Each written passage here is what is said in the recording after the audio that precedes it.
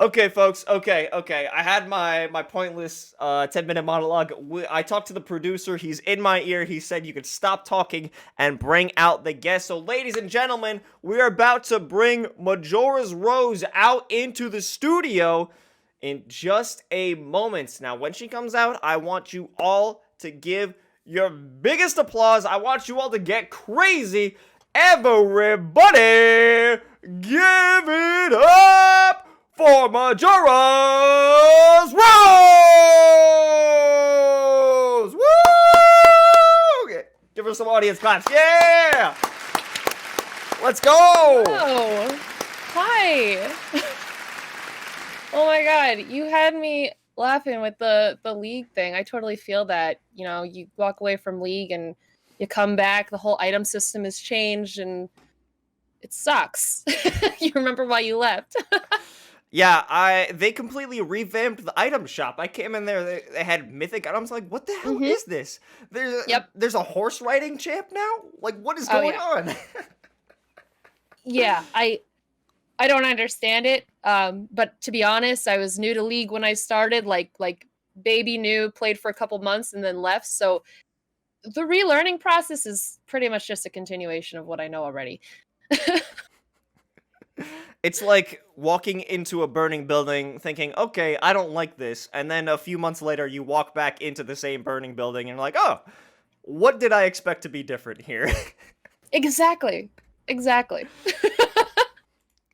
Okay, Majora's, well, thank you so much for coming onto the show. Now, before we jump into this interview, can you let the fans at home know uh, who you are? Give us a brief rundown of what you stream, what your content's all about.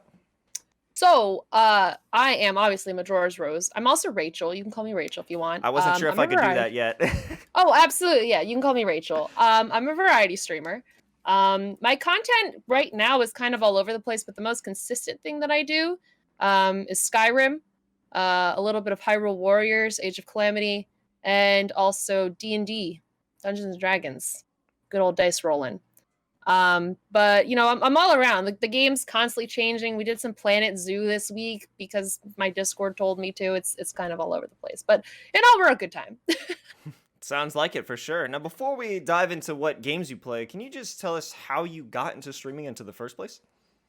So funny story. I got into streaming because my boyfriend at the time got a sick deal on a very nice Yeti microphone, Nice. and I was the beneficiary of that because he already had one.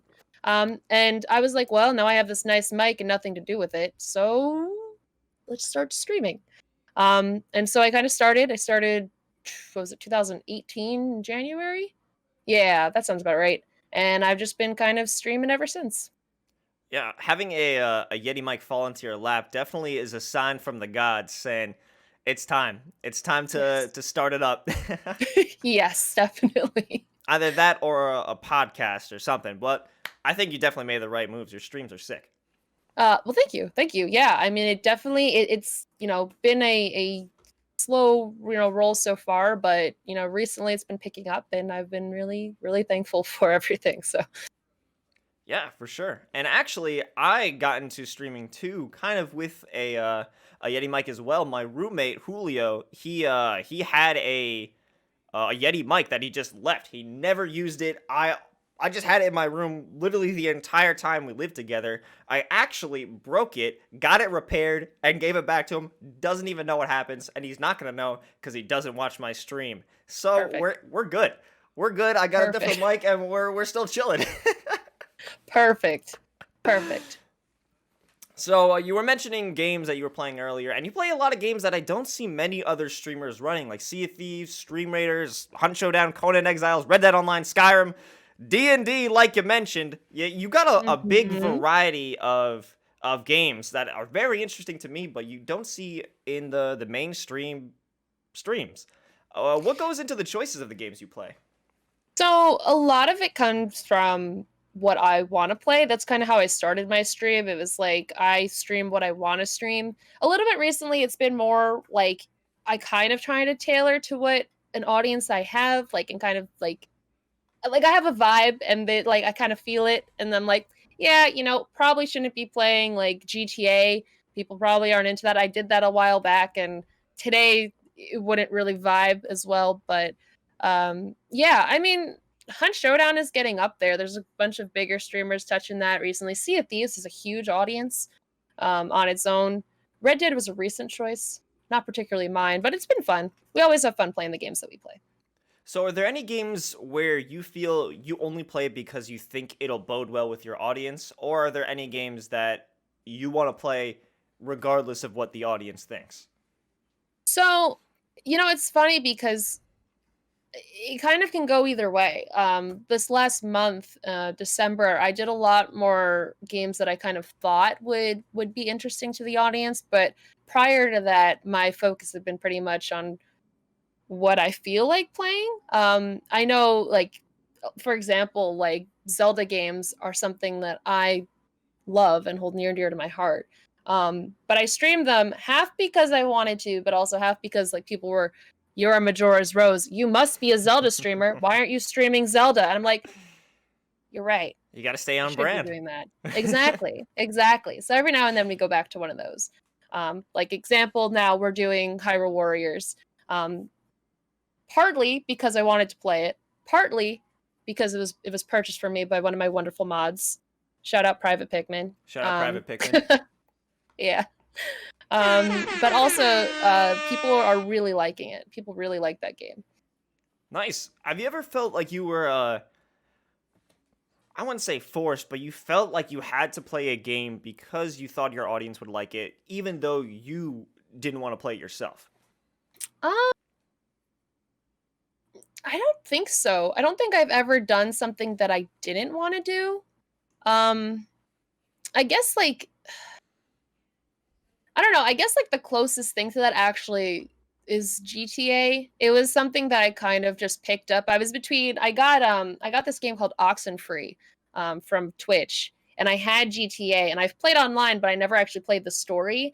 And I was like, "Guys, here's two games. This weird random indie game that I've never heard of before, but I got for free, or GTA. What do you guys think?" And people voted for GTA. So I started playing the story, but it just kind of never really picked off. Like, not that the story's bad or anything, but I just didn't really like get into it.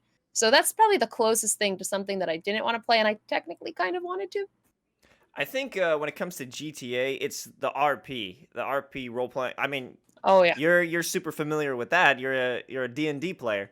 Oh yeah. So I think role playing is definitely what is the main draw to anyone who wants to watch GTA. Now I haven't jumped into it. I mean, I feel like it could look cool, but I got no idea how to get into that. You know? Yeah, I've looked at like RP streams and I think they're so interesting, but like I don't know. It's so weird because I obviously, like you said, I play D&D, but I don't know. It's something about like RPing on a server like that. I don't know. It's a different headspace for me. I think it's super cool. And if you do it, like that's awesome. But I don't know if I could like get into that. I don't know. Maybe I could. I don't know. I'm an actor, so Hmm. who knows? You're thinking too much about it. You're getting into your actor Exactly. mind. You should be I a know. gamer. A gamer. I know. Yeah, for sure. For sure.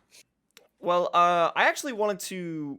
We'll touch on acting later, but I wanted to Mhm. know a bit about your name. So I know it's a reference to Majora's Mask. I really don't know anything about Legend of Zelda. I played probably Shame. like 5 hours of Twilight Princess, and that's Oh, about it. shame. At And least it's the so, best one. what is Majora's Rose? What does this mean? So, you know, my name actually came from another ex, my first ex. My first like gamer tag. I've been searching my entire life for my online name because like everyone has their like when they were a kid, like AIM name or like instant messenger name. Hmm. And mine was Rosie Girl 95 or something like that. And I was just like, this is so lame. This is such a lame name. And so I've gone through name after name after name. And I was sitting with my boyfriend at the time and his Xbox, and we're like, we need to get you a gamer tag.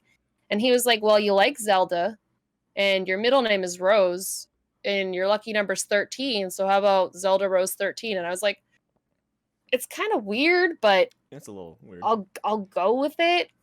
I broke up with him. And Was it then because of after the that, I name? was Where you like, you made the gamer no, tag? You're like, this kind of sucks. I'm gonna. no, no, no, completely different reason. But I broke up with him, and afterwards, I was like, I can't keep this name. Like, he gave me this name, and I was like, well, the opposite of Zelda is like, Zelda's good. Majora was a evil entity, and so I was like, I'll just flip it, and so I did Majora's Rose, and I didn't have to give a number because there was only one place where that name was taken on the entirety of the internet, and it was Twitter, and that was irrelevant to me at the time. So that was kind of how it became. Um, but yeah, mainly Zelda is my favorite series, and then also because Majora's Mask is a fantastic game, like a very very good game, and I was like, I can't go wrong with this. What is that on? What console is that on? Well, originally the Nintendo 64, then they put it on the GameCube. I'm pretty sure it is on the 3DS, and I'm pretty sure it's Virtual Console in like several places. I emulated it. Shh, don't tell Nintendo. Whoa, whoa, whoa, whoa. A fan game? No, Oh, not Lord. a fan game, but an emulation to stream it because I didn't have a video card at the time, or at least not one that could do a GameCube emulation. Yeah, that makes sense. No, don't feel bad about it.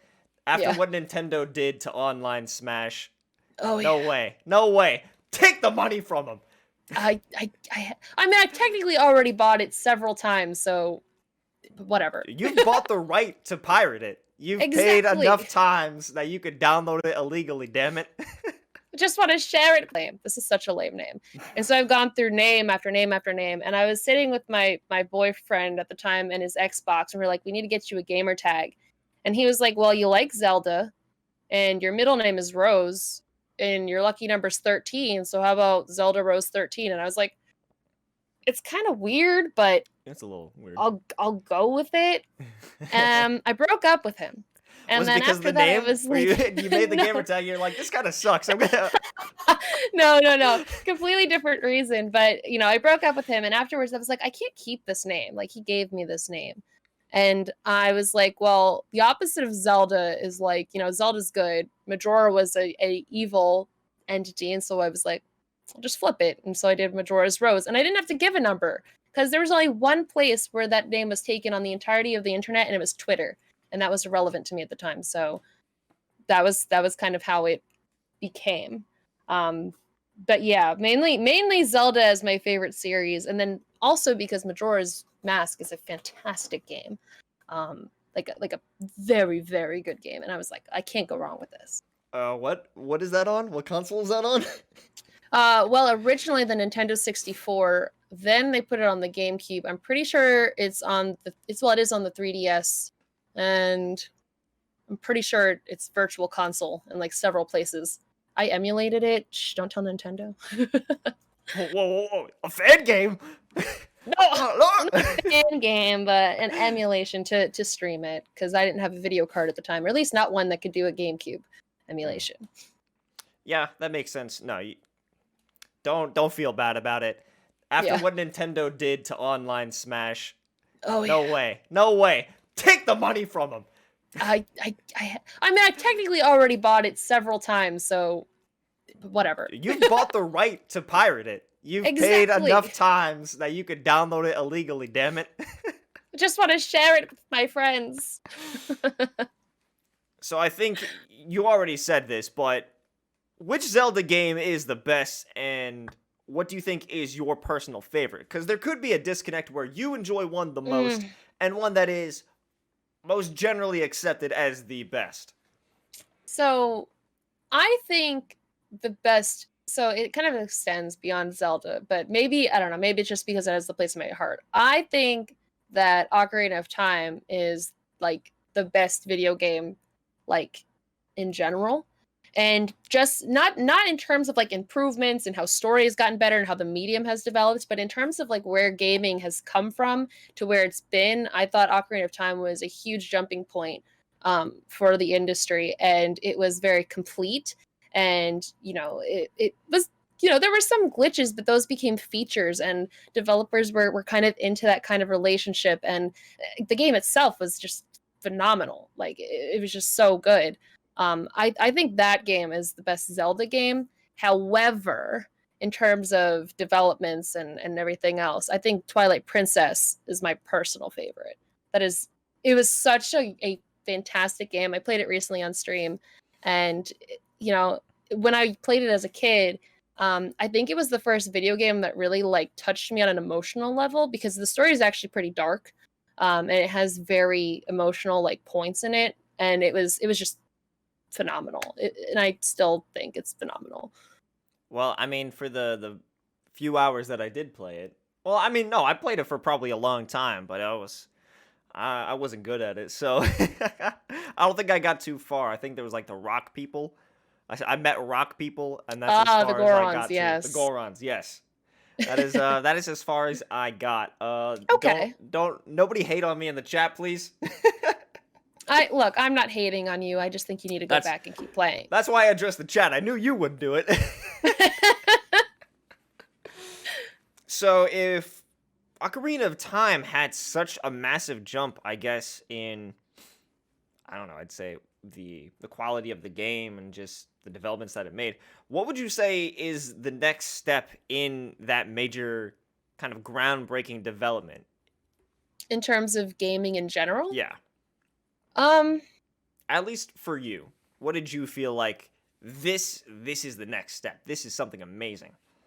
I mean, it's kind of hard because the gaming industry right now is so like like running, like it's speeding and kind of going a little bit out of control.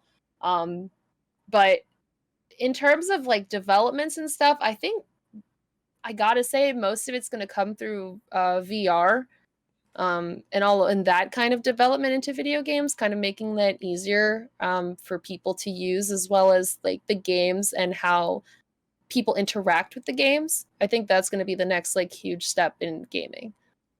I guess so. Yeah, I tried some VR before. My brother has a headset, and it's insane. Have you managed to try out VR games? I have a couple of clips on my channel that are a little bit embarrassing, but that's okay. I mean, I don't blame you for being embarrassing while under that. I think I was wearing it for probably 20 minutes and was like, oh, I'm nauseous, man. If I keep this on, I'm gonna throw up. I'm not. My body's not built for the virtual realm. It's terrible. Yeah.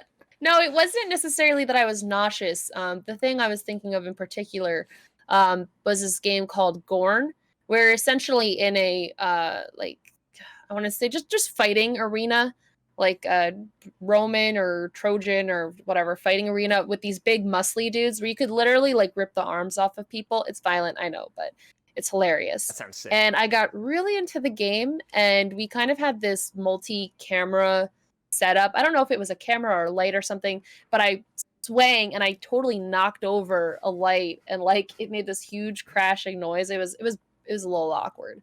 Did it break the But it light? was hilarious. Uh Fortunately no. But it was pretty close to. It very easily could have. Hey, I'll take embarrassment over broken equipment Agreed. any day Agreed. of the week. Agreed. So I think you saw this before. You saw this was a possible question that could come up. Uh, what if Zelda was a girl? So my answer to that is, first of all, you said you don't know about Zelda in general. I know that that's Like, a right? stupid Like, meme question. I'm aware. I know, but I'm gonna take it seriously Okay. because I have to. Yes. Yes. Let's go. Zelda, Zelda. So the whole idea of Zelda is that from the story starting in Skyward Sword and going throughout the different games is a continuous like reincarnation timeline. If Zelda or well, first of all, Link is the boy, Zelda is the girl. If their genders were swapped, I think that would just be a cool sequel where there's some kind of like I don't know scenario swap. I don't think it would make too much of a difference. But I don't know why the genders are so locked. I think there was some weird period of time too where Zelda was, or I'm sorry, where Nintendo was trying to say that Link was androgynous. Um, I think that was around the time after Hyrule Warriors came out. So if first of all, if Link was a girl, uh, I think there'd be no difference. I mean, Link doesn't even talk, just a lot of grunts, right? So, He does. Yeah, he just grunts. Yeah. I mean, yeah, so I don't think anyone would be too upset about that. At this point, Link could be androgynous and no one would even know. I know. I know. Okay, okay. I'm very glad I got a serious answer for that. That was actually both eye-opening and counter meme. You did it. You beat the meme. We could all I'm close beat. up. Anybody who comments that, anybody who makes that joke, send them a link to that clip. There it is. Get There some it is. get some damn education. Thank you. Oh man, I had to deal with that back in college. People kept trying to make meme questions of that, and I was just the one guy who would have to defend his name. Oh wait. Oh, so was I adding on to that? I'm sorry. I didn't know there was a No, it's okay. It's a meme, I but didn't know there's I a was serious touching answer on a to history there. it. It's okay. Okay, enough about Zelda. Or maybe Okay. there is more. I don't know. Maybe It's in my name. that is true. So I'm not gonna say your name anymore. I'm just gonna say, hey Oh. you, what do you think of this? All right, cool. So what games do you like to play off of stream? Like what do you do in your leisure time? What do you do when the camera's not on? What is offline Rachel like? So technically, I did put it on stream a couple times. But if we're talking games in particular, I started playing Super Mario Sunshine, and I've been working on Planet Zoo as kind of like stress reliever games. But in my free time, like I said, I am an actor and a production designer for some independent films and stuff. So very exciting. A little bit on hold because of the quarantine and everything, but we're about to get started on the next film that I was working on soon. So I'm excited to get back into it. Okay, well I definitely love to talk about that. Can Yeah, we get some idea of what this next film is going to be like? What's your role in it? sure. So I am actually acting in it as well, but as a production designer, my job is basically to oversee all of the like I'm gonna say like visual aspects, as in like costumes, set, props, creating, finding, buying, making sure everything looks like it belongs together, if that makes sense. Yeah, absolutely. Um, and also touching into things like makeup and stuff like that. But usually that requires another person because I'm not good at makeup, um, in terms of like special effects.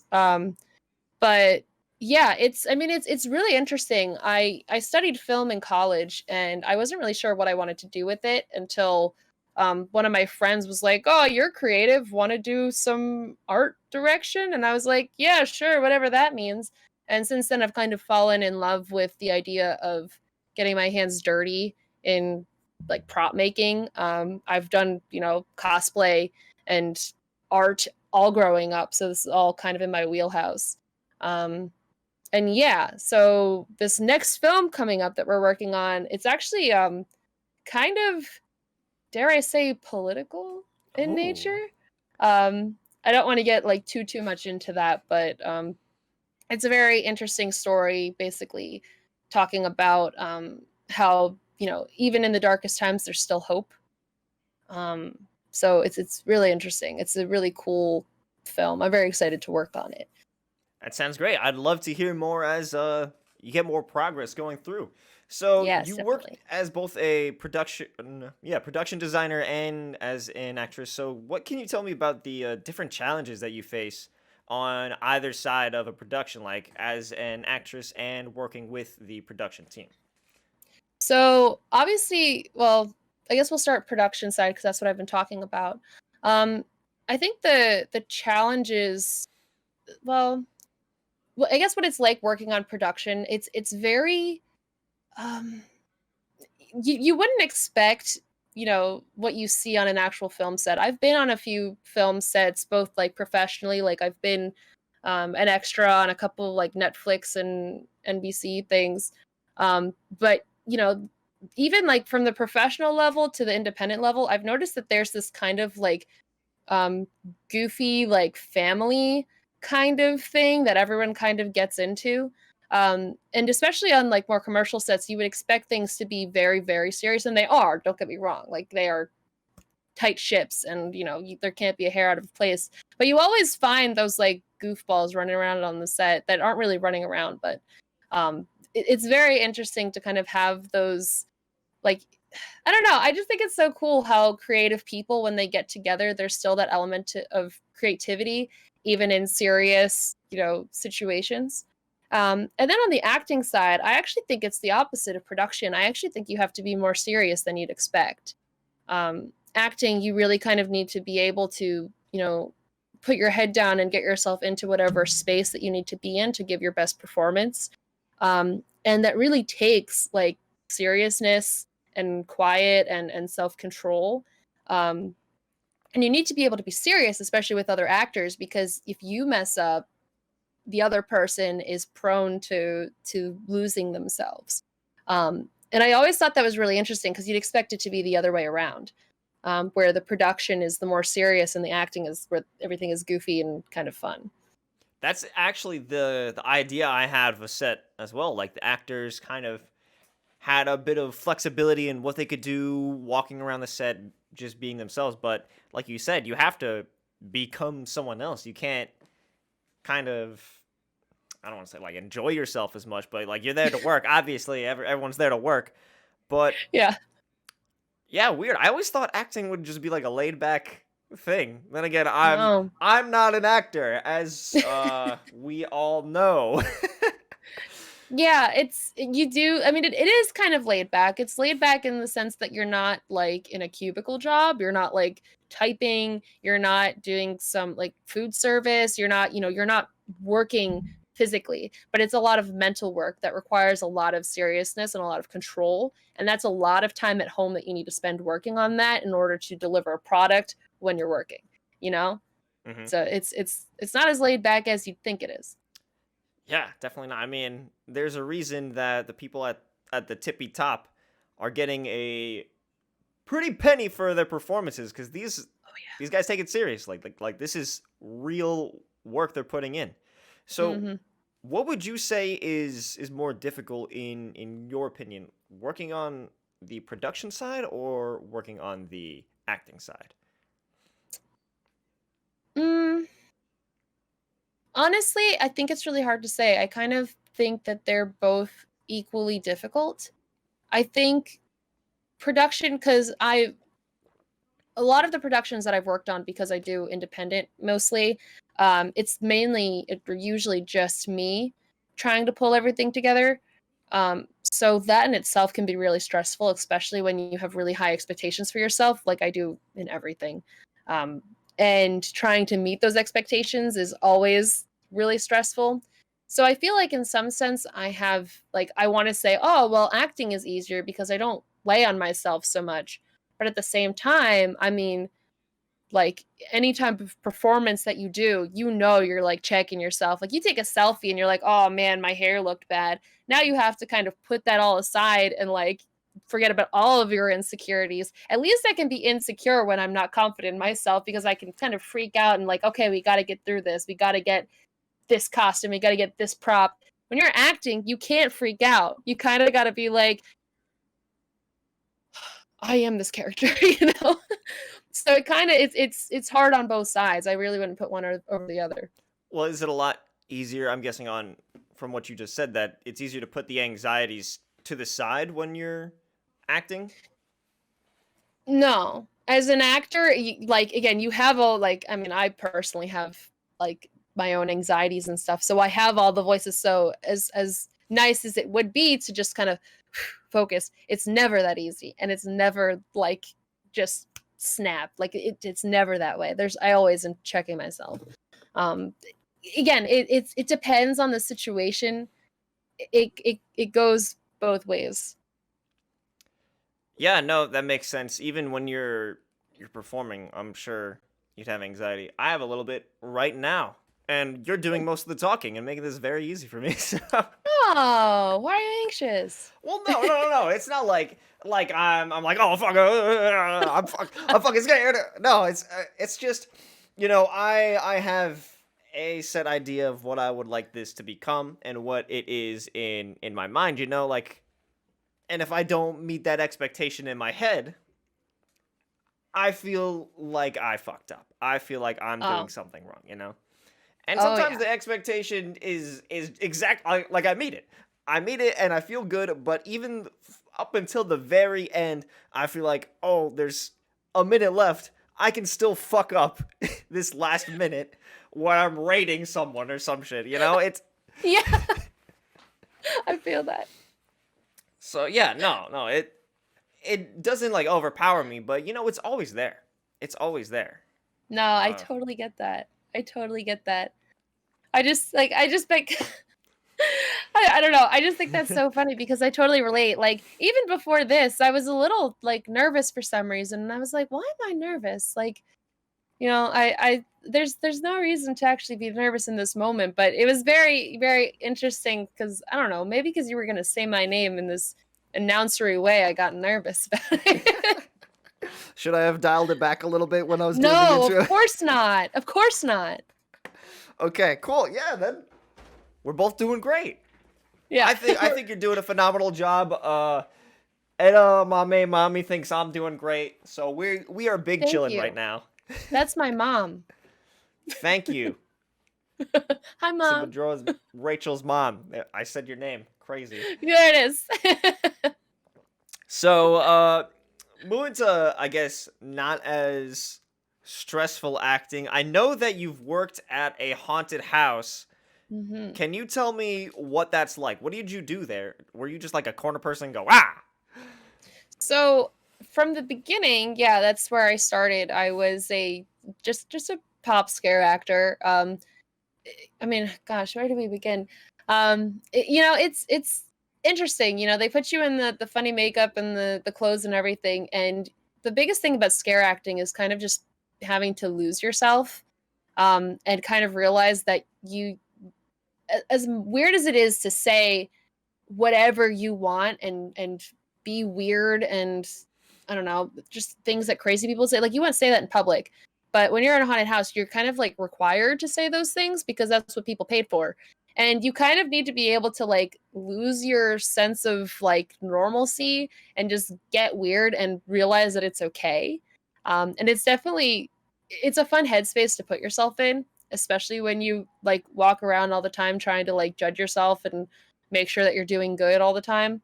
Um, so as a scare actor, even as the guy that goes bah, like at my haunt in particular, we were we're not that you're not supposed to kind of just go bah, but like they like it when you say just weird things because it's kind of like you whoever is going through. Um, I'll give you an example. So there was this one spot in the haunt that I worked at, which is a couch. And it's a couch like tilted up in a wall, and there's a little flap that like you could like push down and like pop out. Mhm. And I was this character. I decided that I was someone who was a crazy person who was in the couch, but I decided I was a couch.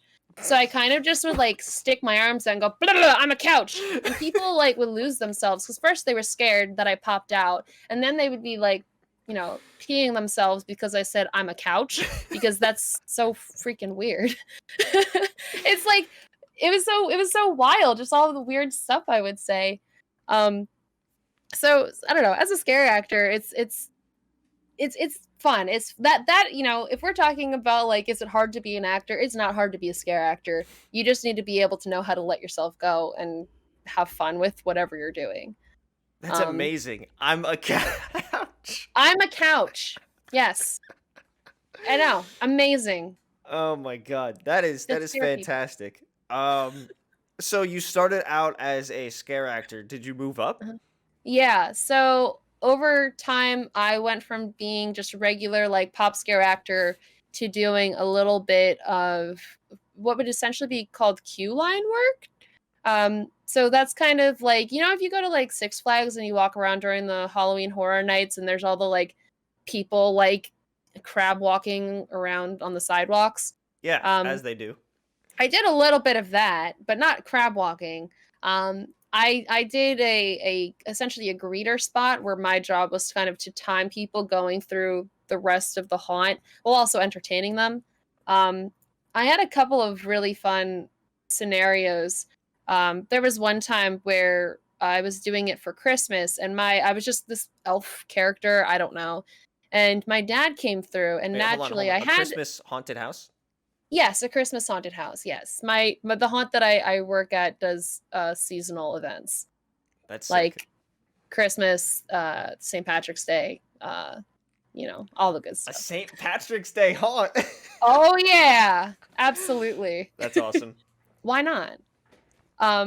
But anyway, yeah. I was doing this thing. My dad, he's really into golf, so I had this candy cane thing, and he comes through, and I basically set it up like I was just gonna like swing it and hit him, between the legs. And he freaked out because why would his daughter do that? But I like went full into it and scared the crap out of him in front of like a small audience of people. They loved it. They absolutely loved it. That that is amazing. That's Oh awesome. yeah. Oh yeah. Further after that, I went into actor training and a little bit of management and stuff. It's fun. I like haunted houses. They're super cool. Yeah, absolutely. I went into a haunted house around October. Obviously, it wasn't as scary as it would be because, everyone had to like socially distance and all that. Hmm. But I love haunted houses. They're amazing. I love to be scared. People love to be scared, and it's good that it's a seasonal haunt because why do I have to wait for October to pee my pants? You know? Exactly. Exactly. I once went to a haunted house on the boardwalk of the Jersey Shore. That was back before Hurricane Sandy. So, like in the middle of July. Just cuz. Just cause, fuck it, Just cuz. fuck it. It So was I I was want to just gonna talk. say, I was just gonna say, like, the funniest thing about that was my large cousin screaming and running out of the building. But I'll finish on that. I was actually gonna move on to a different kind of role playing. I wanted to ask you about D&D. Mm-hmm. How did you get into it? How did you start up with D&D? Like, how do D and you D. How begin do you your get quest? started? How Mm-hmm. did you begin your quest? So actually, so that was another thing that happened back in college. I separate note but related. I used to play Quidditch in college. Um, like the Harry Potter sport. Oh, I know. And Well, I I've just seen wanted to them. clarify. I wanted to I've clarify. seen the Quidditch team. Oh yeah, and I did it. I played Quidditch, and this girl that I played with, Dawn, she came up to me at one point and was like, "I really want to play D&D, but I don't have anyone to play with. Do you want to play with me?" And I was like, "Sure." I really didn't know anything about it. I knew it was like the nerd game with the different kinds of dice and stuff like that, and you know, something with math. Well, Um, you're right. That's pretty much it, isn't it? exactly, but it's the greatest nerd game with weird sided dice and math. Um, um, so I joined her and a bunch of my friends, and we all got together. And it was. I fortunately had the greatest dungeon master to start with. He is someone well experienced in 3.5 edition, which, if you didn't know, there are different editions. Right now, we're on fifth. And he really gave us this whole world to kind of like explore as little toddlers in D&D.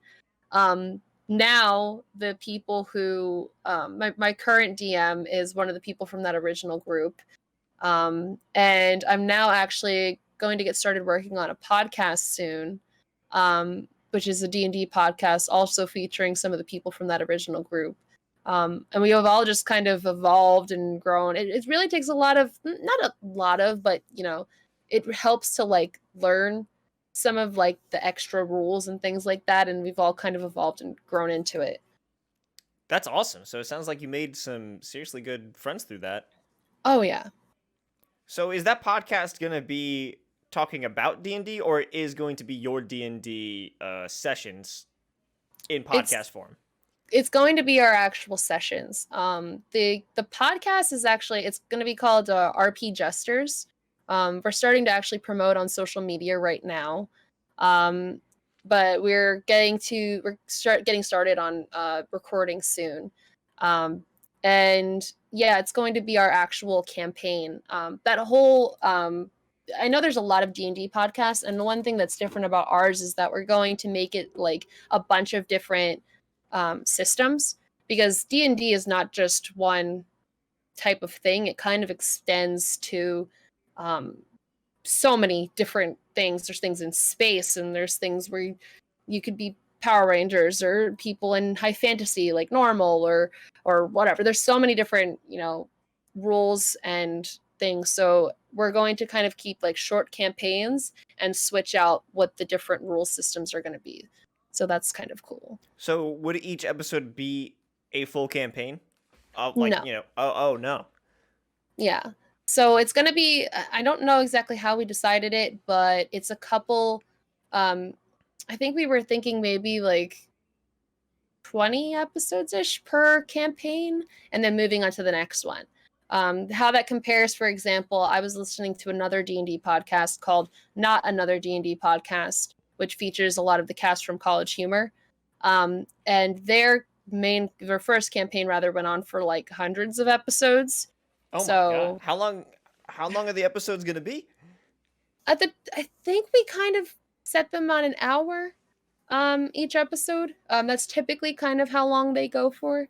Although I'm not entirely sure of all the details, but they're going to be, decently sized episodes. Well, I'm sure you could definitely crank out, I don't know, like I don't know how long a D&D session would be. Is 5 episodes? Is 5 hours like a session that would happen? That could be. That could be. We're kind of thinking of recording it in like 3-hour sessions. Okay. So yeah, like I mean, my current D&D stream, our stream's going to go for 3 to 4 hours typically. We even actually once had a like special where we all got together. We like rented a house and like actually got together, and we played for like, God, it was several hours. I think it was like 5 or 7 hours, something like that. It was a long time, but it was awesome. That does sound sick. So what kind of Oh yeah. character are you? Like who do you play as? Do you have multiple characters? Yeah. Is that a thing? Okay. Yeah. So I have like my RP Jester's character, but I'm still kind of working on her, so I'll just like digress from that.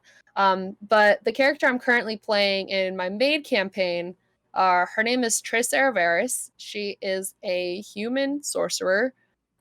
She's also a cleric, kind of, when I remember that she is. And she started actually, I kind of made her when I was in Mamma Mia. I was Sophie in Mamma Mia, like the play. And so I kind of made her a little bit based on that, not intentionally. It was kind of like after the fact, and I was like, huh, she's kind of Sophie from Mamma Mia, isn't she? Not that she has daddy issues, but both of her parents hated that she was magical, kind of, and told her to like repress herself. So the entire campaign was her. Well, the beginning was her like fighting against her parents, and she eventually kind of. Now we're all just adventurers, so her backstory is kind of like whatever. But she's just a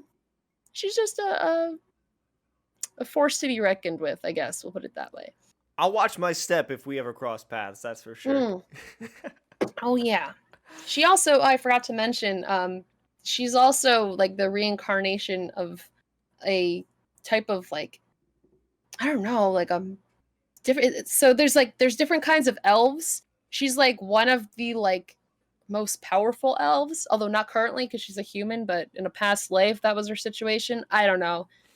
It's super cool. It's super wild. For some reason, the first thing that jumped into my head when you said she's a reincarnation of some type of, I thought tree. My first instinct was Not tree. wrong. I don't know why. Not wrong. We actually found out that the reason why she hadn't like reincarnated into another elf, because that's a normal thing apparently, was because Naturally. the tree of elf life was being killed by a dragon that lived underneath it. Dude, what a dick. I know. Are you like on your way to slay him? What's the deal with that? Oh no, we already slayed him. Oh, That was a long time ago. All right, nice. Now we're trying to kill the angels that are trying to take over the world. Okay, yeah. Yep, losing you, right? No, I'm right here with you. I'm accepting everything. Good. Man, I've always thought D&D was such a cool idea, but I Hmm. just never had anyone who also thought it was interesting, and I also never asked around for anyone who thought it was interesting as well. So it kind of just stayed as like a, oh, that'd be a cool thing in my head for about 10 years now. Yeah, well, now you got to find some people, and Okay. now you know at least me, and also, oh, I know a lot of people. So if you ever are seriously interested in taking that up, go ahead and I'll help you out. Okay. All right. I will hold you to it. Maybe. I got you. Okay, so I'm guessing this question's already answered. Would you recommend D&D to all the lovely people at home watching? No, just kidding. Yes, absolutely. Yes, absolutely. It's a lot of fun. It's a good pastime. It's a good way to kind of lose, like, if you're stressed with real life, it's a good way to kind of disconnect from all of your real life stresses, as well as it's a good builder for like real life scenarios and like kind of practicing for real life, which you wouldn't really think of when you think about it. But yeah, if it's a good way to work on your like diplomacy and like ability to kind of interact in uncomfortable situations. I found that that was something that I thought, like, you walk into a room and there's this big, boss, this big menacing, overpowered, super glowing man standing there, and most people would run and hide. And of course, if you're that into the game, like, you're living it. But if you're not, like, you can kind of like see how this wouldn't really work. But if you're into it, that is the most intensely intimidating thing. If you realize that if you fuck this up, excuse me, can I swear? If you I think mess I this already up, did. Yeah, you could do that. okay, cool. If you mess this up, your entire game is over.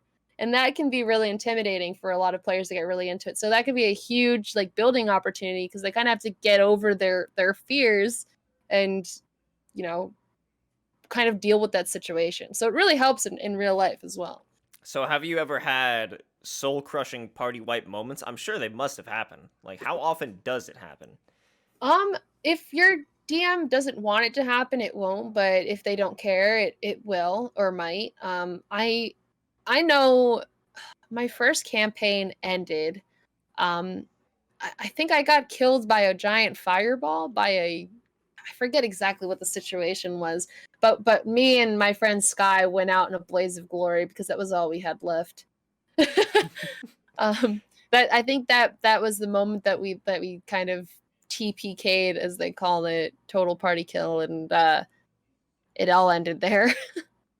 Well, I'll pour some out for you. Wow, that actually was a lot more than I wanted it to be.